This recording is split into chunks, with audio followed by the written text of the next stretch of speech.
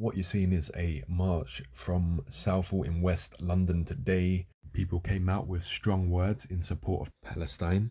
Check out my interview with one of them after this. Palestine will never fall! Palestine will never fall! Equal rights and justice for all! Equal rights and justice for all! Palestine stand up tall! Palestine stand up tall! Viva, viva Palestina! Viva, viva Palestina! Viva, viva Palestina! Viva, viva Palestina! Viva, viva Palestina! Viva, viva Palestina! No more hiding, no more fear! No more hiding, no more fear! Genocide is crystal clear! Genocide is crystal clear! Genocide is crystal clear! Genocide is crystal clear! Killing babies is crystal clear! Killing babies is crystal clear! Ethnic cleansing is crystal clear! Hi Declan, thanks for joining me today with All Views News. What brings you to the march today? Well, basically, I've participated in all the marches. I think it's absolutely ridiculous what's going on, and the Israelis have always held the media around the world. There's always been a one-sided view put of what's going on, and I think what's happening is that people are finding out a lot more about the truth of the Israel-Palestine situation, and so I'm just here to lend a vocal support to that. Fantastic. And what would you say is the solution to the current problem that's going on? Or the current massacre, rather? Well, for a start, who's going to pay for the reparations? America has pumped billions of dollars into the destruction of Gaza. Israel could not be doing what it's doing without the massive support of America, specifically AIPAC. And I just think the solution would be to actually give Palestine a state, which they should have been given years ago. The question has been raised in the Houses of Commons many times. My own MP, Rupa Huq, she has asked the question on numerous occasions, and there's always some reason why Palestine won't be recognised. There's something like 130 countries in the world that recognise Palestine as a state, but the United States isn't, and England isn't, and a few others. I think the whole situation could have been done very much differently, because the Palestinians were welcoming of the Jews when they first came over, because they'd been through a horrific ordeal. But it's then when the immigration stepped up. We look at our own immigration right now, and the law's been trying to stop people that are coming to this country. So, you know, the situation would have been, the Jews have lived with Arabs for centuries, and so there's absolutely no question of them not getting on. And in fact, on all the marches, there's been at least 3 or 4 different Jewish groups: Jewish Voice for Peace, Jews for Justice of Palestinians, and the British Jews Against the Occupation. So there's lots of Jews in support of Palestine. So that refutes the claim that to protest in support of the Palestinian people is anti-Semitic. Completely decimates the argument that marches are hate marches or anti-Semitic or terrorist marches. In fact, the whole misnomer of anti-Semitic, Semites are the whole area around the Middle East. So Palestinians are Semites. So how can a Palestinian be anti-Semitic towards a Jew? They're both Semites. The handling of the attack on Gaza in the beginning, from October 7th onwards, do you think that it should have been, well, you'll be of the belief it shouldn't have happened in the first place, but the way in which Israel have conducted themselves by bombing Gaza, some may say back to the Stone Age as a figure of speech, do you feel that if there were terrorists in this country, for example, do you believe that the same approach would be taken to deal with them, to neutralize them? Do you feel that there are, let's say there were in London there was a terrorist group that took over a shopping centre, for example. Do you feel that they're sending the RAF to bomb it, or they're sending like the police armed forces to deal with them? Sending the police. But this whole misuse of the word terrorist, people are forgetting, or people just don't know, that Israel, the state of Israel, was founded on terrorism. There are two terrorist organizations which 2 future prime ministers were the leaders of. There's the Haganah, and I can't recall the names of the prime ministers. One was in charge of the Haganah. If you Google who was in charge of the Haganah, and the other one was the Irgun.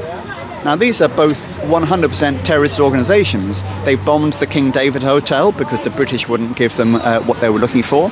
And in fact, for people that have access to BBC iPlayer, the BBC has got a very good program called The Birth of Israel, where they actually tell the truth of what went on. And they have interviewed a couple of ex-Irgun soldiers, and one of them was asked, "What's your definition of terrorism?" And he says, "Well, terrorism is a matter of definition, isn't it? One man's terrorist is another man's freedom fighter. We were freedom fighters then, so you could call us terrorists." And when was this bombing that you referred to from one of those? In 1945. Either 45 or 48. Don't quote me on that. And what was there? Did they? So basically, the British Empire was based. The British military was based in King David Hotel in Jerusalem, and the progress. This is when the British were trying to slow down the immigration of Jews into Israel, so there's more of a balance between the indigenous population and the Jews, and the Irgun and the Haganah didn't agree with that, so they decided to take matters into their own hands, and they blew up the hotel. They killed 53 people. And this was British. They weren't targeting Palestinians. They were targeting the British because they couldn't get something which they had demanded from them. Absolutely. Is that? The ceasefire, or if you want to call it that happened in 2 weeks ago. It's actually concluded roughly 2 weeks ago. Oh, the humanitarian ceasefire. Yeah. What are your thoughts regarding that? Well, I mean, it should never have been a humanitarian ceasefire. It should have been a ceasefire altogether. It's not like these are two armies fighting each other. It's not a war. This is an aggression. If Palestine was a state, Hamas would not be considered a terrorist organization. It's a similar situation in Ireland when the Irish Republican Army was fighting against the British. They were called terrorists, but they were just fighting to get the 6 states of Ireland back from Britain. Ireland should be a united country, and in fact it's probably going to happen in the next few years, because that same terrorist organisation has a political wing called Sinn Féin, and now Sinn Féin is in the majority in Ireland. So democratically, it's going to happen by democracy, whereas the Palestinians have tried every single democratic way of getting their voices heard, and they've always been completely not listened to. So there's a chap which people really should listen to. There's a New York Jew whose parents were both killed in Auschwitz. Well, Auschwitz and another concentration camp. His name is Norman Finkelstein, Dr. Norman Finkelstein, and he's a real expert on the situation. And he's been fighting for Palestinian rights for the last 40 years. So it's just that people are blinded to the facts, or they're reading the wrong sources. They're not looking into it deep enough. There's lots of information out there, so people should just do their research. And just to clarify, like you're saying how Norman Finkelstein, he has been in supporting the Palestinian cause, I guess you could say, by presenting the facts to the people, not because he's, as he said by his own admission, he's not pro-Palestine or pro-Israel. He's pro-humanity, may have been the words that he used. Would you say that's your stance as well? If it was to be Palestinians that were harming a Jewish population, would you come out and protest in defense of that Jewish population as well, that the Palestinians were harming? If it was like, say, for example, the Palestinians, let's just say Israel was Palestine. It's a very difficult question to pose. And then there was, so, you know, if Palestine had stolen Israel's land, then you'd come out in support of the Israelis, definitely. There's no question about it.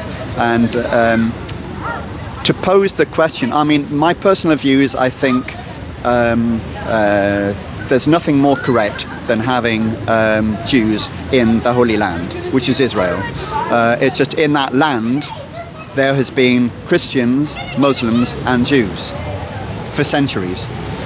What Israel had been trying to do is make it 100% Jewish, which is the apartheid state that people are talking about.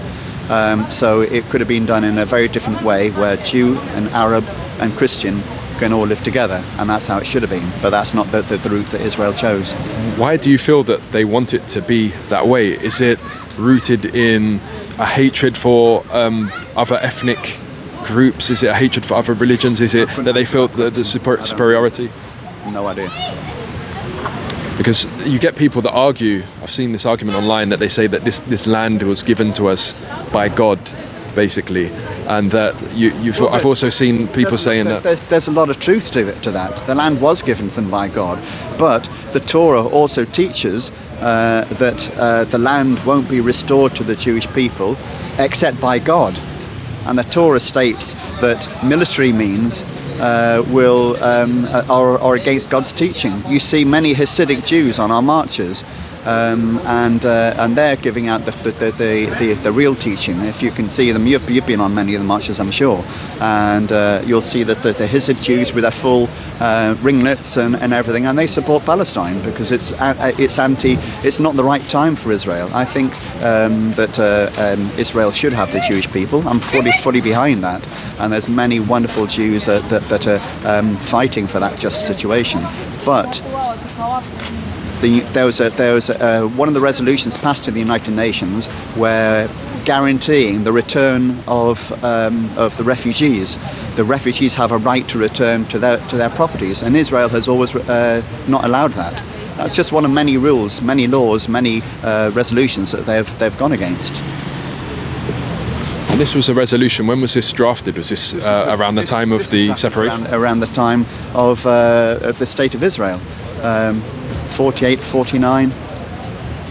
Do you believe that as they say about getting the hostages back, the Israeli hostages, do you believe that's really a primary objective of the Israeli government and the Israeli Defense Forces? No, in the same way, Hamas has just been used as an excuse. Israel have provoked. If you've got again, going back to something that Norman Finkelstein raises very objectively. If you had been subjected to being imprisoned in an open-air prison for 16 years, children of that age have known nothing but occupation and violence. They've had 4 different incursions in that time, and curiously coinciding with election time. So it's an election winner, claiming that it's good for Israeli security. Many Israelis will argue that this is the worst thing for Israeli security because you're just making the borders worse, just inciting people to the idea of trying to clean out Hamas is ridiculous, because the children born today will be tomorrow's freedom fighters, but they'll be called freedom fighters, not terrorists. And this is what was said by I forget the name of him. He was a speaker in America for some I think it was an Arab organisation. I don't know if it's for the freedom and the rights of the Palestinian people. And he was saying how basically America is sowing the seeds for Hamas 2.0 because of what is for being the enabler of what is currently going. Because they're actually saying about take it easy to Israel, but at the same time they're funding them and sending them weapons to execute mass destruction or destruction on an enormous scale. Have plausible deniability. You've got the settlers doing the job of the army. You know, the Israeli government has been giving arms to the settlers. Settlers aren't under any law. They can just go up to a Palestinian and shoot him, just like we've seen on what's normally the mouthpiece for Israel, BBC. They actually had the good grace to show a video of an altercation between a Palestinian farmer and a settler, and of course he had his rifle with him. He just shot him in the leg. There's no repercussions to that. He's not under military code. It's absolutely mad. There's a really good other. I like. I get a lot of my information from either Jewish or Israeli sources, and there's a writer called from a newspaper called Haaretz, which is Israel's oldest printed newspaper, and Gideon Levi is definitely an amazing voice. He's one of the few Israeli voices that's actually presenting both sides, and so I strongly recommend people go. Is he actually part of Haaretz, Gideon Levi? He is. He used to be the editor. or the deputy editor. I'm not too sure which. But he's one of the few Israeli journalists that actually goes into the West Bank, and he has a relation with lots of families. And because he speaks the truth, he's the one that blew the whistle on Israeli snipers shooting people's knees at the Great March of Return on the border of Gaza. 2018, if I'm not mistaken. Yeah. No other newspaper would carry that. Are they for being in Israel and speaking, exposing these crimes? Exactly. Have they faced any sort of repercussions because of this? Israel doesn't investigate these things. It's like lie after lie, like with the shooting of Abu Akleh, the Al Jazeera journalist. The first line was, "Oh, it wasn't us. It must have been a stray bullet from a Palestinian." The second line was, "It's unclear who it was. It definitely wasn't us." And then the third one was, it might have been us. And then fourth, they admitted it. Yes, it was us, but we don't know who it was. So what about the journalists in Israel who are Israeli exposing these crimes? Do they face any sort of any sort of trouble? Well,